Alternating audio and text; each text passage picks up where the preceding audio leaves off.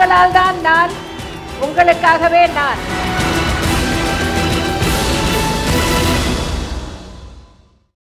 ஜெயா தொலைக்காட்சி நேயர்களுக்கு வணக்கம். ஆழ்கடலின் அமைதியும் வானிலவின் தன்மையும் எரிமலையின் வெப்பமும் ஒருங்கே பெற்ற அதிசயமாக மக்களின் மனதில் மேருவாய் உயர்ந்துள்ள மா மனிதராக கடமை, கண்ணியம், கட்டுப்பாடு என்ற கட்டுக்கோப்புக்குள் கட்சியை நடத்தி வரும் நிரந்தர பொதுச் செயலாளராக மழலைகள், மாதர்கள் என மக்கள் அனைவரும் மனம் நெகிழ அழைக்கும் அம்மாவாக, இயற்கையும் செயற்கையும் கைகூப்பும் கடவுளாக, மக்களுக்காகவே அர்ப்பணிப்புடன் வாழும் ஆற்றலாளராக, இன்னல்களையும் இடைஞ்சல்களையும் துன்பங்களையும் துயரங்களையும் அல்லல்களையும் அனாயாசமாக கடந்து தன்னம்பிக்கையுடன் எதையும் எதிர்கொள்ளும் துணிச்சலாளராக, நான்மறை, வான்மறை, துவைதம், அத்வைதம் என அனைத்தும் அறிந்த ஆன்மீக ஞானியாக முதலமைச்சர் செல்வி ஜெயலலிதா திகழ்கிறார். முதலமைச்சர் செல்வி ஜெயலலிதா அவர்கள் டாக்டர் ராதாகிருஷ்ணன் நகர் தொகுதியில் பிரச்சாரம் மேற்கொண்ட போது மக்கள் வெள்ளம் எனும் அன்பு ஆழியினூடே பிரத்யட்சமளித்த காட்சியை காண நெடுங்கடலும் சற்றே ஆர்ப்பரிப்பை நிறுத்தி அலைகளை உயிரே எழுப்பி எட்டி பார்த்தது. சாலைகளின் இரு மருங்கிலும் ஒருங்கிணைந்திருந்த மக்கள் கூட்டம் எழுப்பிய உவகைமிகு உற்சாகம் விண்ணையும் தாண்டி எதிரொலித்தது. வறியோர் வளம் பெற விலையில்லா அரிசி, தாய்சேய் நலன் காக்க மகப்பேறு உதவி திட்டம், பள்ளி சிறார்களுக்கு விலையில்லா புத்தகங்கள், சீருடைகள், காலணிகள், உபகரணங்கள், இன்னும் பல. மாணவர்களுக்கு மிதிவண்டிகள், மடிக்கணினிகள், கட்டணமில்லா பேருந்து பயண அட்டை, ஏழை கன்னியர் வாழ்வு மலர தாலிக்கு தங்கம் நிதி உதவி, எளியோரின் உயிர் காக்க விரிவான மருத்துவ காப்பீட்டு திட்டம், பசிக்கு புசிக்க அம்மா உணவகம், பிணி தீர்க்க அம்மா மருந்தகம், ஆரோக்கிய வாழ்விற்கு அம்மா உப்பு, தரமான சுத்தமான அம்மா குடிநீர், உரையுளை திறமாக அமைக்க அம்மா சிமெண்ட் என எண்ணற்ற திட்டங்களை எடுத்துரைத்து முதலமைச்சர் செல்வி ஜெயலலிதா எழுச்சி உரையாற்றினார். வணக்கத்திற்குரிய பெரியோர்களே, என்னை வாழ வைக்கும் தெய்வங்களாகிய தாய்மார்களே, இதய தெய்வம் புரட்சி தலைவர் எம்ஜிஆரின் ரத்தத்தின் ரத்தமான என் உயிரினும் மேலான எனது அருமை உடன்பிறப்புகளே, எனது அருமை வாக்காள பெருமக்களே, உங்கள் அனைவருக்கும் என் அன்பு கலந்த வணக்கத்தினை முதலில் தெரிவித்துக் கொள்கிறேன். தடைகளை தகர்த்தெறிந்து தமிழ்நாட்டின் முதலமைச்சராக நான் மீண்டும் அமர வேண்டும் என்பதற்காக எவ்வித பயனையும் எதிர்பார்க்காமல் அன்பின் காரணமாக தமிழக மக்களாகிய நீங்கள் எனக்காக செய்த பிரார்த்தனை கடலை விட பெரிது. இதற்காக எனது நெஞ்சார்ந்த நன்றியினை தமிழக மக்கள் அனைவருக்கும் நான் தெரிவித்துக் கொள்கிறேன். நீங்கள் என் மீது வைத்துள்ள அன்பிற்கு நான் கட்டுப்பட்டவள், கடமைப்பட்டவள். தமிழக மக்களின் வளர்ச்சிக்காக, தமிழ்நாட்டின் வளர்ச்சிக்காக தொடர்ந்து உழைப்பேன் என்ற உறுதியை இந்த நேரத்தில் தெரிவித்துக் கொள்கிறேன். 2011ஆம் ஆண்டு பொது தேர்தல் நடைபெற்ற சமயத்தில் கழக வேட்பாளராக இங்கே போட்டியிட்ட அன்பு சகோதரர் திரு வெற்றிவேலுக்கு வாக்களிக்க வேண்டும் என்று நான் உங்களிடம் கோரிக்கை விடுத்தேன். நீங்களும் எனது கோரிக்கையினை நிறைவேற்றினீர்கள். தற்போது இந்த தொகுதிக்கு இடைத்தேர்தல் அறிவிக்கப்பட்டிருக்கிறது. இந்த இடைத்தேர்தல் நீங்கள் விரும்பாத தேர்தல். பொது தேர்தலுக்கு இன்னும் ஓராண்டு மட்டுமே இருக்கின்ற தருவாயில் அரசியல் சதியால் போடப்பட்ட வழக்கின் காரணமாக நான் இடையில் முதலமைச்சராக இல்லாத சூழல் ஏற்பட்டது. எனவே தற்போது இந்த இடைத்தேர்தல் நடத்தப்பட வேண்டிய கட்டாயம் ஏற்பட்டிருக்கிறது. இந்த இடைத்தேர்தலில் நானே வேட்பாளராக போட்டியிடுகிறேன். இந்த தேர்தல் இடைத்தேர்தல் அல்ல, இடையூறு செய்தவர்களுக்கு நிரந்தர விடை கொடுக்கும் தேர்தல்.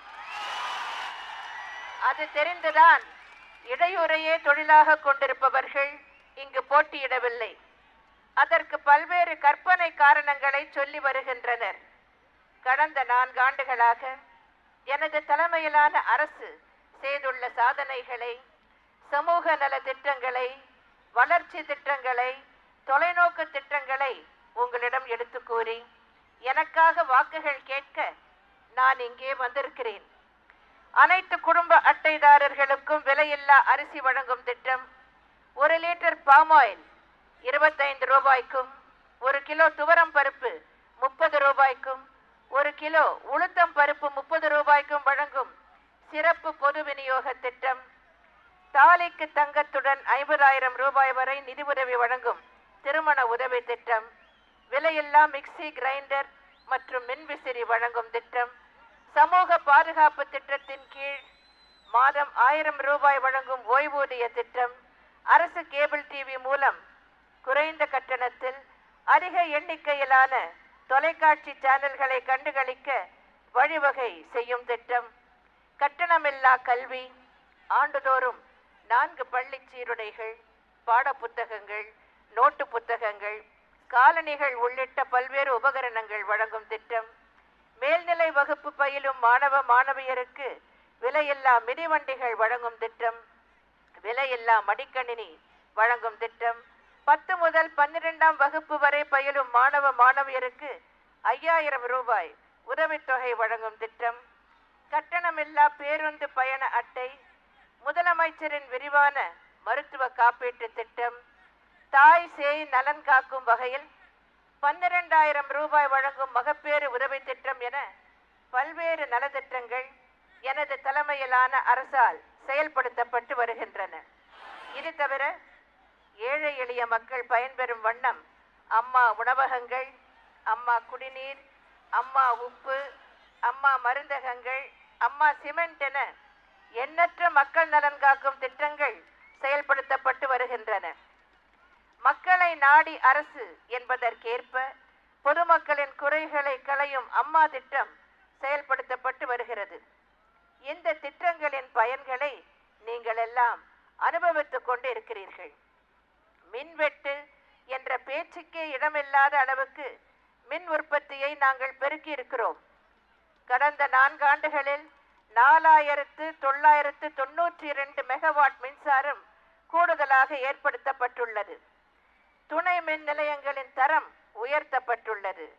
புதிய மின்மாற்றிகள் மற்றும் மின்பாதைகள் அமைக்கப்பட்டுள்ளன.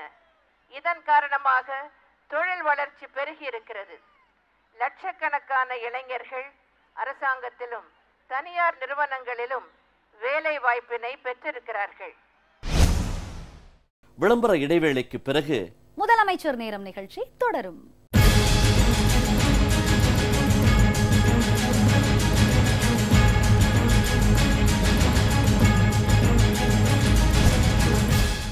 முதலமைச்சர் நேரம் நிகழ்ச்சி தொடர்கிறது. டாக்டர் ராதாகிருஷ்ணன் நகர் தொகுதியில் செயல்படுத்தப்பட்டுள்ள மக்கள் நலத்திட்டங்களையும் மீனவர்கள், சிறுபான்மையினர், பிற்படுத்தப்பட்டோர், மிக பிற்படுத்தப்பட்டோர், ஆதி திராவிடர், பழங்குடியினர் என அனைத்து தரப்பினருக்கும் வழங்கப்பட்டுள்ள நலத்திட்டங்களையும் முதலமைச்சர் செல்வி ஜெயலலிதா பட்டியலிட்டார். ராதாகிருஷ்ணன் நகர் தொகுதி என்று எடுத்துக்கொண்டால் கடந்த 4 ஆண்டுகளில் பல்வேறு வளர்ச்சி பணிகளை, நலத்திட்டங்களை நாங்கள் நிறைவேற்றி இருக்கிறோம். துணை மின் நிலைய வளர்ச்சி பணிகள் 41 கோடி ரூபாய் மதிப்பீட்டில் செயல்படுத்தப்பட்டுள்ளன. மேலும் நடப்பாண்டு 5 கோடி ரூபாய் மதிப்பிலான பணிகள் நடைபெற்று வருகின்றன. கடந்த 4 ஆண்டுகளில் இந்த தொகுதியில் மட்டும் 14,313 புதிய மின் இணைப்புகள் கொடுக்கப்பட்டுள்ளன. இந்த தொகுதிக்குட்பட்ட பகுதிகளில் உள்ள சிதிலமடைந்த அடுக்குமாடி குடியிருப்புகளுக்கு மாற்றாக 101 கோடி ரூபாய் மதிப்பில் 1500 அடுக்குமாடி குடியிருப்புகள் கட்டப்பட்டு வருகின்றன. இந்த தொகுதியில் மட்டும் 25 கோடி ரூபாய் செலவில் 254 உட்புற சாலைகள் அமைக்கப்பட்டுள்ளன. நடப்பாண்டில் சுமார் 17 கோடி ரூபாய் மதிப்பீட்டில் 205 உட்புற சாலைகள் புதுப்பிக்கப்பட உள்ளன. கத்திவாக்கம் நெடுஞ்சாலை, காக்ரேன் பேசின் சாலை, ரயில்வே சந்திப்பில் 12 கோடி ரூபாய் செலவில் மேம்பாலம் அமைக்கும் பணி முடிவுறும் தருவாயில் உள்ளது. 3 கோடியே 30 லட்சம் ரூபாய் மதிப்பீட்டில் மீனாம்பாள் நகரில் 24 மணி நேர மகப்பேறு மருத்துவமனை கட்டும் பணி முடியும் தருவாயில் உள்ளது. டாக்டர் முத்துலட்சுமி ரெட்டி மகப்பேறு நிதி உதவி திட்டத்தின் கீழ் இத்தொகுதியைச் சார்ந்த 22,144 கருவுற்ற தாய்மார்களுக்கு 8 கோடியே 86 லட்சம் ரூபாய் நிதி உதவி வழங்கப்பட்டுள்ளது. முதலமைச்சரின் விரிவான பாதுகாப்பு திட்டத்தின் கீழ் இந்த தொகுதியை சார்ந்த 11,106 நோயாளிகளுக்கு 19 கோடியே 89 லட்சம் ரூபாய் செலவில் சிகிச்சை அளிக்கப்பட்டுள்ளது. விலையில்லா மிக்சி, கிரைண்டர் மற்றும் மின்விசிறி வழங்கும் திட்டத்தின் கீழ் இத்தொகுதிக்குட்பட்ட 44,596 குடும்பங்கள் பயனடைந்துள்ளன. மீதமுள்ள குடும்பங்களுக்கு இவை விரைவில் வழங்கப்படும். சமூக பாதுகாப்பு ஓய்வூதிய திட்டங்களின் கீழ் இத்தொகுதிக்குட்பட்ட 32,609 பேர் 1000 ரூபாய் மாத ஓய்வூதியம் பெற்று வருகின்றனர். பல்வேறு திருமண உதவி திட்டங்களின் கீழ் இத்தொகுதிக்குட்பட்ட 1607 ஏழை பெண்கள் 5 கோடியே 73 லட்சம் ரூபாய் உதவித்தொகை மற்றும் 6,428 கிராம் தங்கத்தை பெற்றுள்ளனர். பெண் குழந்தை பாதுகாப்பு திட்டத்தின் கீழ் கடந்த 4 ஆண்டுகளில் இந்த தொகுதியில் 1942 பெண் குழந்தைகளின் பெயரில் 48,44,000 ரூபாய் வைப்பீடு தொகை வழங்கப்பட்டுள்ளது. இந்த தொகுதியில் 14 புதிய வழித்தடங்கள் உருவாக்கப்பட்டு 36 புதிய பேருந்துகள் இயக்கப்பட்டு வருகின்றன. 10ஆம் வகுப்பு முதல் 12ஆம் வகுப்பு வரை பயிலும் பள்ளி மாணவ மாணவியருக்கான சிறப்பு ஊக்கத்தொகை திட்டத்தின் கீழ் இந்த தொகுதியில் உள்ள பள்ளி மாணவ மாணவியருக்கு 8 கோடியே 20 லட்சம் ரூபாய் வழங்கப்பட்டுள்ளது. இந்த தொகுதியில் மட்டும் 10 அம்மா உணவகங்கள் செயல்பட்டு வருகின்றன. அம்மா மருந்தகம் இந்த தொகுதியிலே செயல்பட்டு வருகிறது. இந்த தொகுதியில் மட்டும் 5 முழு நேர நியாய விலை கடைகள் கூடுதலாக திறக்கப்பட்டுள்ளன. இந்த தொகுதியில் மட்டும் 2 கோடியே 77 லட்சம் ரூபாய் செலவில் 10 குடிநீர் மேம்பாட்டு பணிகள் மேற்கொள்ளப்பட்டுள்ளன. இதன் காரணமாக 236 தெருக்களில் நிலவி வந்த குடிநீர் பற்றாக்குறை நீக்கப்பட்டுள்ளது, தீர்க்கப்பட்டுள்ளது. 5 கோடியே 7 லட்சம் ரூபாய் செலவில் எந்திரங்கள் வாங்குதல் மற்றும் கழிவுநீர் மேம்பாட்டு பணிகள் செய்து முடிக்கப்பட்டுள்ளன. கடந்த 4 ஆண்டுகளில் மட்டும் மழைநீர் வடிகால் அமைத்தல், தெருவிளக்குகள் அமைத்தல், சாலைகள் அமைத்தல் உள்ளிட்ட பல்வேறு பணிகள் 242 கோடி ரூபாய் மதிப்பில் சென்னை மாநகராட்சியால் மேற்கொள்ளப்பட்டுள்ளன. நடப்பாண்டில் 36 கோடி ரூபாய் மதிப்பிலான பணிகள் நடைபெற்று வருகின்றன. இப்படி ஏராளமான உதவிகளை, வசதிகளை ஆர்கே நகர் தொகுதி மக்களுக்காக நாங்கள் செய்து கொடுத்திருக்கிறோம். இந்த பகுதி மீனவ மக்கள் நிறைந்த பகுதி. மீனவ மக்களுக்காக பல்வேறு திட்டங்களை எனது தலைமையிலான அரசு செயல்படுத்தி வருகிறது. மீனவர்களின் சமூக பொருளாதாரம் மேம்பாடு அடையும் வகையில் காசிமேடு மீன்பிடி துறைமுகத்தை 92 கோடி ரூபாய் செலவில் நவீனப்படுத்தி உட்கட்டமைப்புகளை மேம்படுத்தும் பணிகள் வேகமாக நடைபெற்று வருகின்றன. மீன்பிடி தடை காலத்தின் போது மீனவ குடும்பங்கள் சிரமமின்றி குடும்பம் நடத்த ஏதுவாக ஆண்டுதோறும் குடும்பம் ஒன்றுக்கு 2000 ரூபாய் வழங்கப்பட்டு வருகிறது. கடந்த 4 ஆண்டுகளில் இந்த தொகுதிக்குட்பட்ட 21,468 மீனவ குடும்பங்களுக்கு 4 கோடியே 30 லட்சம் ரூபாய் வழங்கப்பட்டுள்ளது. மீன்பிடிப்பு குறைந்த பருவமழை காலங்களில் மீனவர்களின் வாழ்வாதாரம் பாதிக்கப்படுவதால் ஒவ்வொரு குடும்பத்திற்கும் ஆண்டுதோறும் 4000 ரூபாய் சிறப்பு நிவாரணம் வழங்கப்பட்டு வருகிறது. கடந்த 4 ஆண்டுகளில் இந்த தொகுதிக்குட்பட்ட மீனவ குடும்பங்களுக்கு 7 கோடியே 9 லட்சம் ரூபாய் சிறப்பு நிவாரண தொகை வழங்கப்பட்டுள்ளது.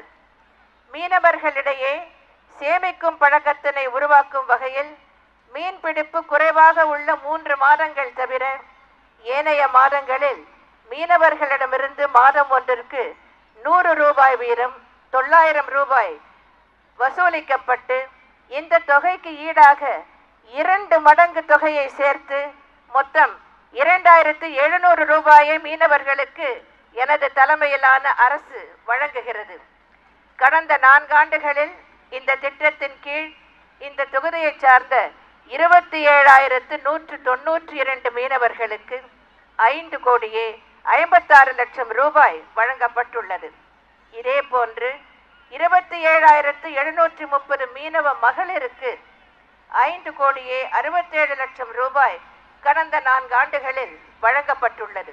மீனவர்களின் மீன்பிடி செலவினத்தை குறைக்கும் வகையில் மானிய விலையில் டீசல் வழங்கப்படுகிறது. இந்த திட்டத்தின் கீழ் இந்த தொகுதிக்குட்பட்ட 791 படகுகளுக்கு 20,72,610 லிட்டர் டீசல் வழங்கப்பட்டுள்ளது. பாரம்பரிய மீன்பிடி கலன்களை எந்திரமயம் ஆக்குதல் திட்டத்தின் கீழ் மீனவர்கள் வாங்கும் ஒரு எந்திரத்தின் விலையில் 30,000 ரூபாய் வரை மானியம் வழங்கப்பட்டு வருகிறது. இந்த திட்டத்தின் கீழ் கடந்த 4 ஆண்டுகளில் இந்த தொகுதிக்குட்பட்ட 113 மீனவர்களுக்கு 33,90,000 ரூபாய் வழங்கப்பட்டுள்ளது. இத்தொகுதியை சார்ந்த கடற்சார் கல்வி பயிலும் 15 மீனவ இளைஞர்களுக்கு கல்வி ஊக்கத்தொகையாக 7 லட்சம் ரூபாய் வழங்கப்பட்டுள்ளது. தமிழ்நாடு மீனவர் நல வாரியத்தின் மூலம் இந்த தொகுதிக்குட்பட்ட 598 மீனவர்களுக்கு 22,83,000 ரூபாய் நிவாரணமாக வழங்கப்பட்டுள்ளது. இது போன்ற பல திட்டங்கள் இப்பகுதி மீனவ மக்களுக்காக செயல்படுத்தப்பட்டு வருகின்றன. சிறுபான்மையின மக்களை பாதுகாக்கும் அரசாக ஒதுக்கப்பட்ட சாமானிய ஏழை எளிய மக்களை கைதூக்கிவிடும் அரசாக எனது தலைமையிலான அரசு செயல்பட்டு வருகிறது. இஸ்லாமிய பெருமக்களின் நலனை கருத்தில் கொண்டு உலமா ஓய்வூதிய பயனாளிகளின் எண்ணிக்கையை 2,400 2,600 ஓய்வூதிய தொகையை 750 ரூபாயிலிருந்து 1000 ரூபாயாகவும் நாங்கள் உயர்த்தி வழங்கியுள்ளோம். வக்ஃப் வாரியத்திற்கு ஆண்டுதோறும் வழங்கப்பட்டு வரும் அரசு மானியத்தை 1 கோடி ரூபாயாக நாங்கள் உயர்த்தி உள்ளோம்.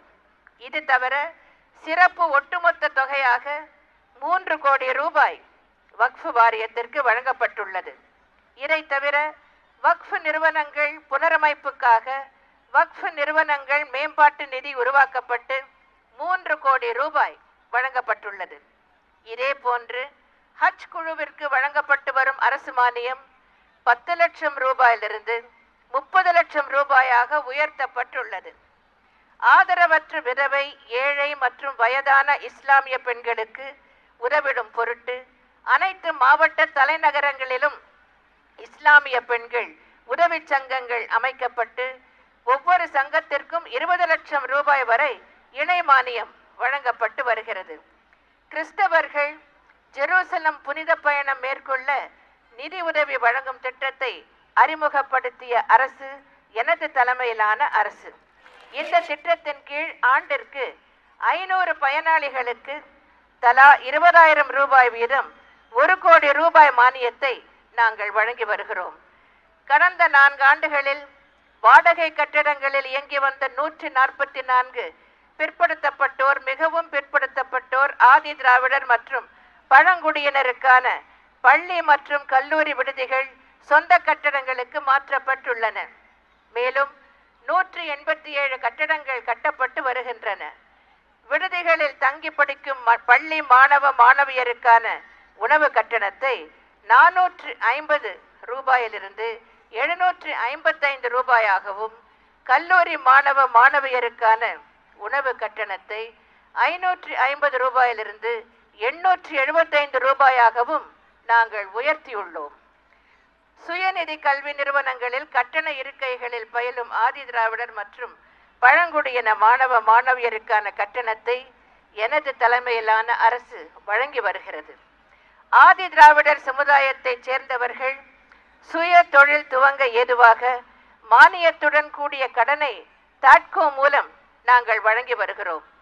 சமூக நீதியை நிலைநாட்டும் வகையில் வளமான பிரிவினரை நீக்கம் செய்யாமல் தொடர்ந்து 69 விழுக்காடு இடஒதுக்கீடு வழங்கப்படுவதை நாங்கள் உறுதி செய்துள்ளோம்.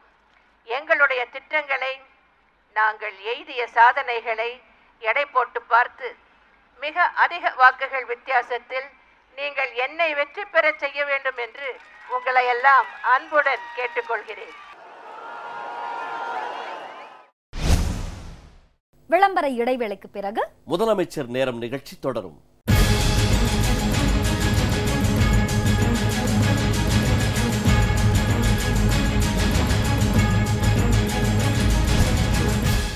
முதலமைச்சர் நேரம் நிகழ்ச்சி தொடர்கிறது.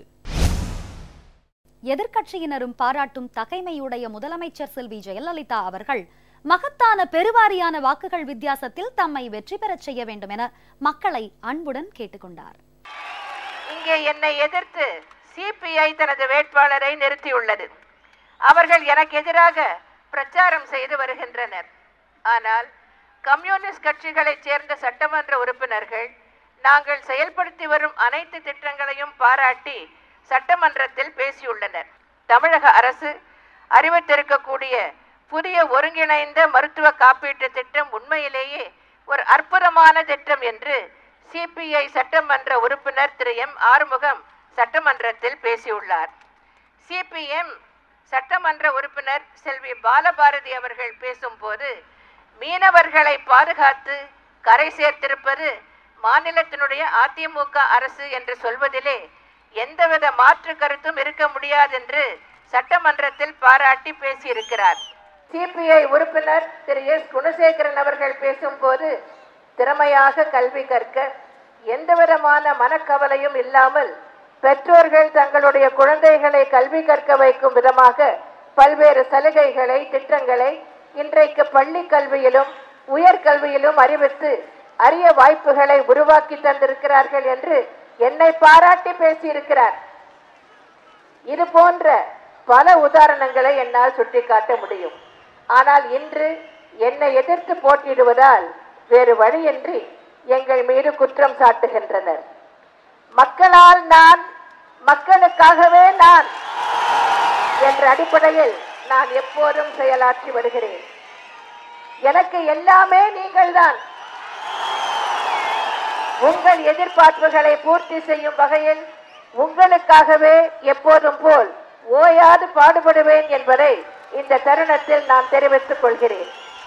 நாங்கள் செயல்படுத்தி வரும் சமூக நல திட்டங்களை, வளர்ச்சி திட்டங்களை, தொலைநோக்கு திட்டங்களை, மின்சாரத்துறை உட்பட பல்வேறு துறைகளில் நாங்கள் செய்துள்ள சாதனைகளை சீர்தூக்கி பார்த்து பெருவாரியான வாக்குகள் வித்தியாசத்தில் நீங்கள் என்னை வெற்றி பெற செய்ய வேண்டும் என்று உங்களை எல்லாம் அன்புடன் நான் கேட்டுக்கொள்கிறேன்.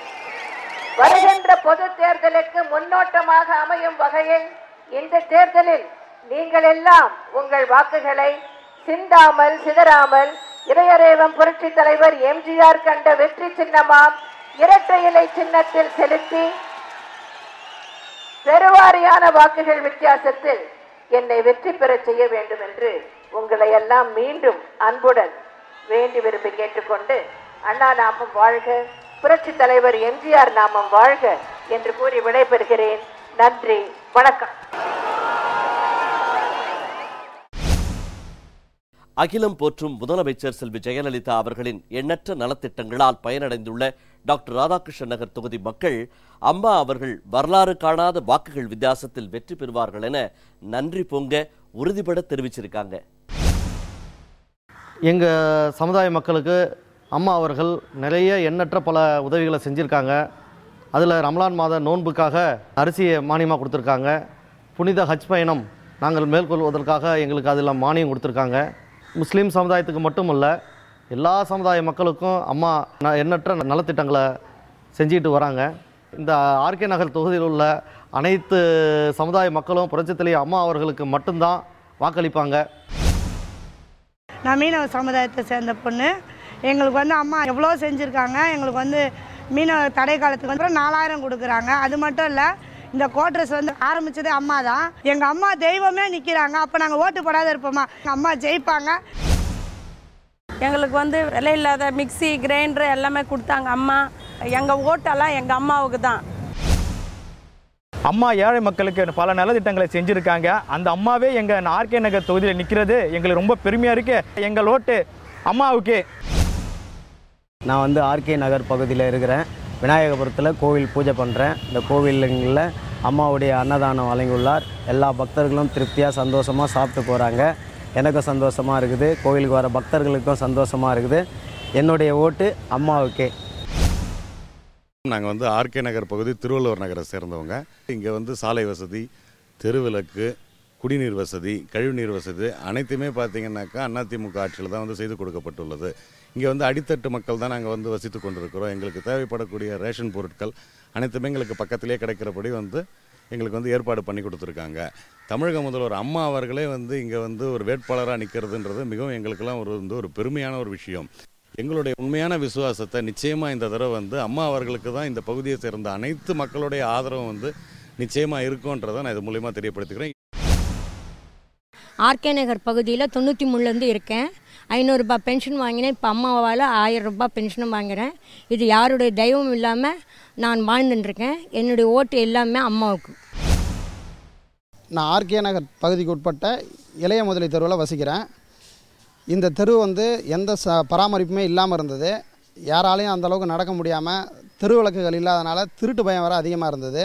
அம்மா ஆட்சிக்கு வந்த பிறகு இந்த 4 ஆண்டு காலத்தில் இந்த சாலையை வந்து மிக தரமாக வந்து போட்டு கொடுத்துருக்காங்க. அது இல்லாமல் தெருவிளக்குகள் நிறைய போட்டு கொடுத்ததுனாலையும், காவல்துறையோட பேட்ரோல் எப்பயுமே இந்த தெருவில் இருக்கிறதுனாலையும் எங்களுக்கு எந்த பயமும் இல்லாமல், முன்னாடி நடந்து கொண்டிருந்த அந்த விபத்துகள்லாம் இல்லாமல் நாங்கள் இந்த சாலையை வந்து பயன்படுத்துகிறோம். அது மட்டும் இல்லாமல் இந்த 4 ஆண்டு காலத்தில் அம்மாவின் திட்டங்கள் அனைத்துமே எங்களுக்கு வந்து சேர்ந்துருக்குது. என்னோடய ஓட்டு இல்லாமல் எங்கள் பகுதிக்கு உட்பட்ட அனைவரோட ஓட்டுமே அம்மாவுக்கே கூடும். நான் ஆர்கே நகர் பகுதி திருவள்ளுவர் நகரில் வசிக்கிறேன். நான் கல்லூரி படிப்பு படிச்சுட்ருக்கேன். அம்மா கொடுத்த லேப்டாப் வந்து எனக்கு ரொம்ப யூஸ்ஃபுல்லாக இருக்குது. நிறைய இன்ஃபர்மேஷன் இது மூலியமாக நான் தெரிஞ்சுக்கிறேன். இது மூலியமாக என் கெரியர் வந்து இம்ப்ரூவ்மெண்ட் ஆகிருக்கு. என் முதல் ஓட்டு அம்மாவுக்கு போடுறது எனக்கு ரொம்ப சந்தோஷமாக இருக்குது. டாக்டர் ராதாகிருஷ்ணன் நகர் தொகுதியில் முதலமைச்சர் செல்வி ஜெயலலிதா அவர்கள் ஆற்றிய எழுச்சி உரையை இன்றைய முதலமைச்சர் நேரம் நிகழ்ச்சியில் விரிவாக பார்த்தோம். அடுத்த முதலமைச்சர் நேரம் நிகழ்ச்சியில் முதலமைச்சர் செல்வி ஜெயலலிதா அவர்கள் செயல்படுத்தி வரும் முன்னோடி திட்டங்கள் குறித்து பார்ப்போம். நன்றி, வணக்கம்.